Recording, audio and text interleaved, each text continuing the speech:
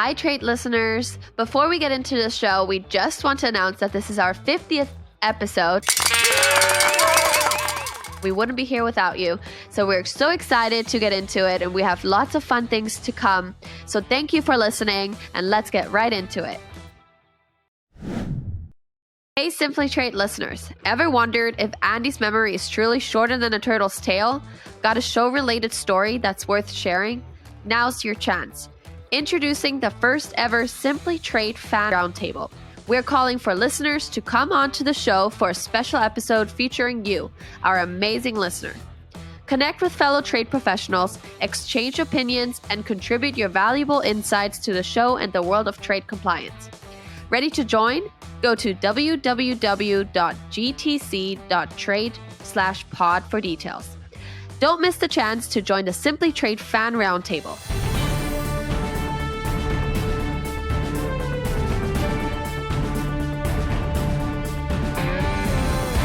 Welcome, trade professionals. We're back with another weekly roundup with the best trade, knowledge you could possibly get, not from me, but from my fellow hosts. So again, we're just talking about news happening this week. The biggest ones I can find, they're also on our LinkedIn page, Global Training Center. If you want to check them out, we will also link them below. And if you have any articles that you find interesting, send them to us. We'll talk about them. I'll question them because I probably won't understand it. And then, so have fun listening. Get yourself something to drink, beer, wine, water, whatever you feel like. And, just chill with us. So I have a few, by the way, hi, Andy. Hi, Lalo. Sorry. Totally forgot. Totally forgot we have some other people here. Okay. Well, and actually you're going to hear more from them than from me, but I want to discuss this first article. I found it actually on LinkedIn. Someone had posted it and we reposted it because it just was a cool article, to be honest, for me to read. It was pretty interesting. It talks about how Hong Kong is over, and they basically told us that this would be happening 4 years ago, and people are kind of wishy-washy, like, no, Hong Kong is still big in the trade news, like we're still great partners, we're still doing business, but apparently it's going down. So I kind of want to question it. What is your take on Hong Kong, and what is the shift after these 4 years? How could they detect this, and is Hong Kong really over? Let's question this article. It definitely, all right, first off, let's put things back in perspective. Hong Kong was the economic business center for Asia, for Western companies and whatnot, for capitalism, for all of that. It was a thriving economy over there, and it was phenomenal. That said, when the British lease of Hong Kong, now the Brits conquered, or captured the Hong Kong area, and there was a 100-year lease that was put together. That 100-year lease expired, and the control of Hong Kong went from British rule over to China. Now, China, and we're talking mainland China. China at the time said it will continue to operate just like it is. Quite frankly, really, very few people really believe that deep down. They said, we'll see how this goes. Well, here we are. This guy has written an article that we're talking about, and his name is Dan Harris, has written this article, and he apparently made a prediction back in 2019, which is 4 years ago, that Hong Kong is no more. It's over with. So if you've got business here or located here, whatever, you're going to need to start looking elsewhere. And everybody got their knickers in a knot over it and was upset with it, whatever. Well, he's done a follow-up article and basically is vindicated, because it is. It's, if you've seen, Hong Kong has their main government has been replaced now with Chinese nationals. There's no longer the freedom of speech, no longer the freedoms that you would traditionally see in a democracy over there, and they've been slowly been whittled away. And even some of the leaders of the democratic left effort have been jailed by the Chinese government folks. So now where you're at is, if you are going to do business in Hong Kong or are doing business in Hong Kong, you need to be looking at moving away, is what this fellow says, because no longer are people wanting to do contracts with, if there's a dispute. You used to be able to use Hong Kong as an arbitration location. Not anymore. And so it's basically, even though it says Hong Kong now and all, it is just basically the Chinese government. You put anything in there, your IPR rights are not respected, and it's just the way things are going. You're going to lose your patents. You're going to lose your goods, and it's just continuing to whittle away. So even though it says Hong Kong, it's no longer preferred preference. It's all that is becoming more and more restricted now because of what they're doing. Does that make sense? Yeah, no, it does. No, it definitely does. Lalo, how does, I mean, okay, people that are doing business with China right now, right? Let's say they're doing major business. That's all they're doing, and it's basically trickling down. What can they do? Is there any like compliance issues already that they have to take care of? Like, is it, I mean, what is the stance on that?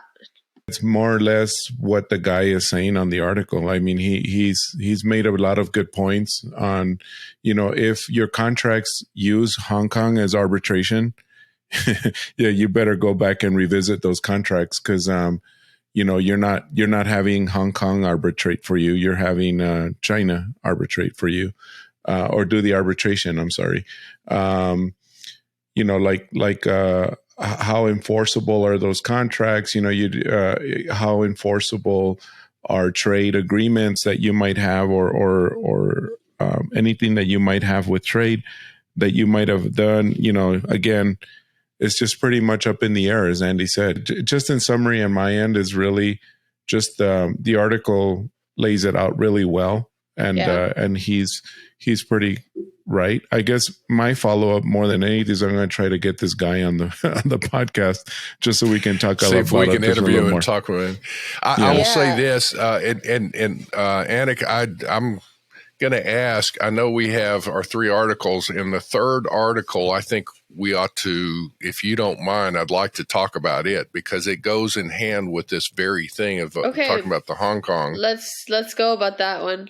So it says, feds, right, police, have seized nearly 1 billion in goods tied to forced labor since June. So what I'm getting is that there's been a lot of products or whatever they have seized, and it's been standing still somewhere, wherever, and they haven't been able to move it because supposedly it's tied to forced labor. They're talking about bed stuff. They're talking about all these weird things. I don't know if I find it in the article, I'll say it. But I have a few questions. I mean, first of all, it sounds crazy to me. 1 billion in forced labor products, like, just kind of crazy, right? So first of all, how do you want to tie that to the first one?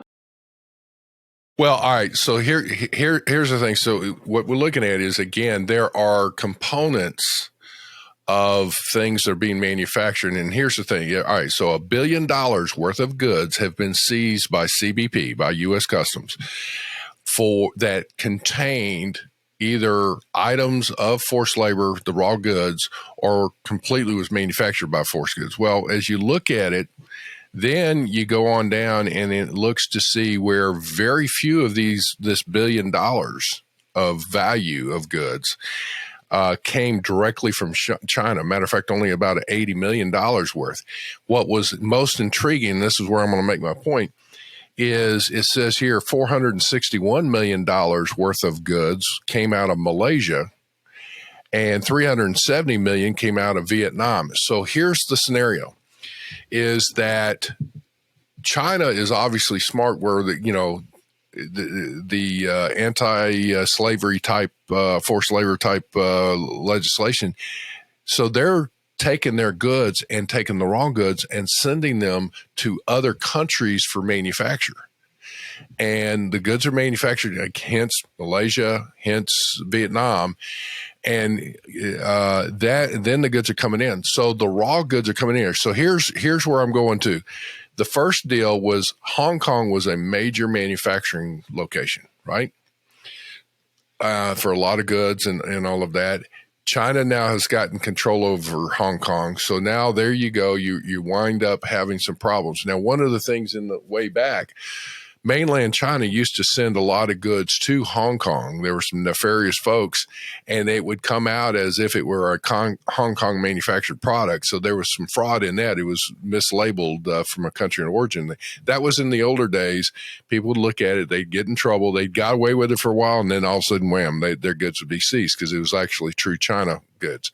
Now, China's sending their goods to Malaysia and Vietnam. It's manufactured there. Then it comes on. And so, they're finding it's not directly China, it's indirect. If you're doing sourcing, hence back to what we were saying, if you've got offices in Hong Kong, you got staff there, you're going to be looking for other locations. A lot of people want to go to Singapore or Vietnam or different areas. I get that. But understand that even in Singapore, in Malaysia, in Vietnam, China has a great deal of influence there. So that's what you got to be careful of, is that out of all of this, you may move directly out of Hong Kong in a sense, or directly out of China in some cases if you're trying to avoid this. But you also have to be aware and set up safeguards that China does not send you, bad goods if that's your source or whatever else. So that's where I'm going with this, is that in the first one, probably ought to look at getting out of Hong Kong. But the second thing is these other locations, you got to do the due diligence. Case in point, I'm Malaysia and the goods are China origin, and then all of a sudden they're Uyghur, and all of a sudden you lose all your goods. Yeah, no, I mean, I see where you're making this connection now. I mean, I feel like all of those places are kind of fishy places where you really have to dig into your compliance and dig up those papers and know what you're doing and know where they're coming from and whatnot. I feel like now I've heard enough to kind of understand what it's all about. I think more than a person that maybe doesn't hear all this stuff. I feel like this goes into compliance, definitely what we talk about in our podcast original episodes. They do a great job having awesome people on there, funny moments, but also very knowledgeable moments. So definitely go check those episodes out, binge them, whatever you want to do. Before bed, I like to listen to mine before bed. Maybe not all of them trade, but it's always a great time for me. So our last one's pretty interesting to me. It got my attention because it's talking about digital transformation. Now, I feel like I'm a little bit different when it comes to digitally. Like, I don't know if we're on the same page here, me and the article, but it says, will the threat of electronic duties stifle digital transformation? For 2 decades, WTO members have upheld a pledge not to put tariffs on data flows. That transformative policy is now at risk. And then it mentions that global exports of digitally delivered services have grown in value nearly 4-fold since 2005. And then it basically outpacing goods and other services exports. So first of all, I want to ask, what kind of digitally delivered services are we talking about here? Let's clear this one first up. You're thinking of like your personal stuff, which is music, maybe digital books, audio books, and stuff like that. You now need to think about business to business. So now the big stuff. So software companies that might sell a software to do, let's just talk about trade compliance. A trade compliance software company is selling their solution to somebody, and they're using it in a foreign country. The one that they were talking about in this article is Malaysia, was it? Yeah, I think Indonesia. Oh wait, is it? No, Indonesia. So wait. yeah, it was Yeah, Indonesia. Indonesia. Yeah. Indonesia. So Indonesia is like one of the first brave ones to say that they're imposing duties Tariffs. on digital, tariffs. But but imagine that. I mean, you're talking about a $2 or $3 song that you're downloading, but look at these guys. We're talking about $500,000 and up, or $250,000 and up. So that's how it is outpacing like some I products see. because of that. You see, we're talking millions and millions of dollars. Yeah, but So you used to be, you would take software and it would be delivered on CDs or DVDs or whatever, and you would load see, that up that's why I and all don't that. get it, because I'm not that doesn't like really pertain to my generation. All right. Well, here's a perfect. No, it does. Okay, yeah, yeah, give me a good it's example. like. But now here's a good example. Okay, so you got a laptop.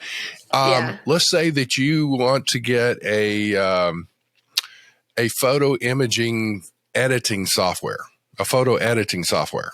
So you go online and what happens? You go in, you find it, you download that. There you go. So it may be a company in the U.S. that has this great thing, or anywhere, it doesn't matter, but anywhere in the U.S. or anywhere in the world, and they offer this online. You click on the link, it starts downloading. That's being digitally delivered to you. Yeah. Wait, so are we also talking about apps possibly? Everything. That's exactly what we're talking about. So basically, so this article, while it is very technical oriented, I would say, and trade, blah blah blah, this would affect a lot of people, basically everyone. Oh, correct? Tremendously, yeah. So this should also what's be in happening different is, news articles. I feel like this should also be more in the open world, kind of letting us know, hey, your app that you are downloading, you might have some tariffs on it, or I mean, might be more expensive now because of the tariffs. But the WTO, that's why it says that they have held back on creating any rules or anything on charging or putting any tariffs on that, because, well, first of all, I think it's going to be a little hard to manage or control. I mean, because you're not physically crossing a border. You are, but you're not. I mean, it's not a tangible product, right? I guess, Andy, I mean, it's nothing that you physically are that customs can see. It's, oh, here it came in. You know what I mean? It's getting downloaded, like we said. Right. And see, it's not going to be a customs clearance scenario. What this is purely revenue. And see, the thing that I guess that I look at in this is that this is where it really gets dangerous. It's like for Indonesia, for example, or any government that says, all right, we're going to put a tariff, just like Lalo said, it's going to be difficult to control. Well, you go up further up the chain until you get what's the one area that all that digitally controlled stuff goes through, or digitally offered things. And that's the internet service providers. And that's where the government will put their... What I was going to say, that what I found was that on the article, they cited a few things on there that, ironically, by adding tariffs on digital or electronic products, you think you're going to get more revenue, but it actually will hurt your GDP by a lot more. I just read that. Exponentially. A lot more than raising money through tariffs, like Andy said. So, I mean, they're basically have studies that have shown that, and they're just saying it'll just kill like the small and medium businesses. Well, and that's the thing. Anytime you raise taxes, it generally is a negative on the GDP. If you lower taxes, it actually it helps and grows the GDP. But here's the other thing about this: those that are in government administrations, as they start hitting this, they come across it. And this is why it's important, folks, that if you're involved in any trade associations, even in your local elections to your national elections and all, you need to be aware of who your representatives are, and talk to them and voice your opinion. But the point being is, as they're going through there, the government looks at it, look at all this revenue we are missing out on. That's the way they look at it. They don't look at it as your money. They look at it as, hey, that's government money that we're not collecting.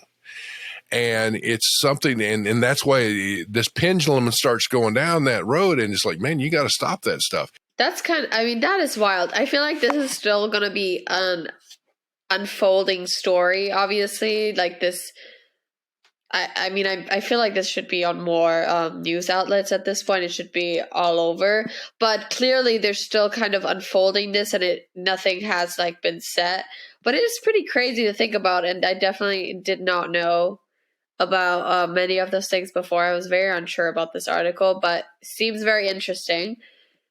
If anybody out there is an expert in this particular area and want to come on our show, we would love to talk with you and debate it or talk through this, especially if you're a government entity that's looking at this and you're wanting to push it forward. Come talk to us so we can look at this and see, and let's debate the issue. If you're for it or against it, whatever. Yeah, I think so too. I mean, that would be awesome. So, learned a lot again. I mean, it's crazy what you can learn in like 20, 30 minutes. Oh, I do have a fun fact. No, this actually, okay, thank you for reminding me. I actually did not have a fun fact this week, but I have something even better, which is crazy that I would even say that because it's very compliance-based, and it's like, what, Annie? This is not a fun fact. But it is such a crazy story. Well, yeah, it might be a fun fact, right?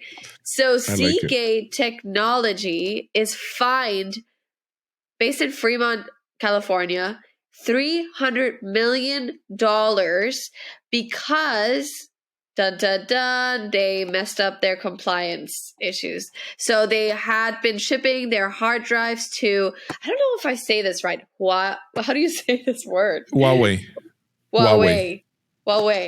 For over a year. Huawei. Okay, I'm just gonna not. Well, Huawei is, you're talking about, that's the company, the Chinese company, right? Yeah. Yeah, the company that got sanctioned. Yeah, for over a year after BIS put them on the entity list. As a result, they were slapped with, okay, you know what? I'm actually reading this LinkedIn post. I shouldn't be doing that. So it just seems like an article. No, I saw this on LinkedIn and this was crazy to me. Like, this is basically because this LinkedIn post kind of talked about, you should hug your compliance professionals today because they're really saving your life, or not life, but business, right? Because $300 million, how are you going to recover? If you don't have that money, you're going to have to liquidate all your assets. You're done. You're going to have to start up from scratch. Don't want that. So this is why we have this podcast, and this is why Global Training Center exist, to help people or businesses empower you with the skills and knowledge. Exactly. And that's exactly. And you know what? These kind of articles kind of circle back at this point. If you're a business and you just heard that or you read that LinkedIn post, you better get you signed up for a seminar, webinar, whatever it is, or you talk to us and see what you can do. Anyways, that was my not so fun fact. Feel sorry for that company, but gotta get better. We only get better. We're just talking through all this. We keep going through. Folks, I know you're busy with your day in and day out life, but you need to, especially if you're a manager or director or VP of compliance, and I'm talking import-export compliance, you need to really look and work and develop a relationship with your the audit group within your company or your accounting or whatever, and check to see who are you doing business with when you're selling goods. Where are those people at? And find out. And again, that comes back to the sanction list or the denied parties and restricted party screening. Somebody apparently was not sending they didn't vet who their client was, and so they didn't check it somehow as how you would circumvent that, and it cost them. This is a great start to your week. You're going to have lots of new articles to share with your coworkers, blah, blah, blah, talk to everyone. But don't forget to like, subscribe, and follow us. And definitely reach out to us if you have any questions. We love our listeners. We're so grateful for you.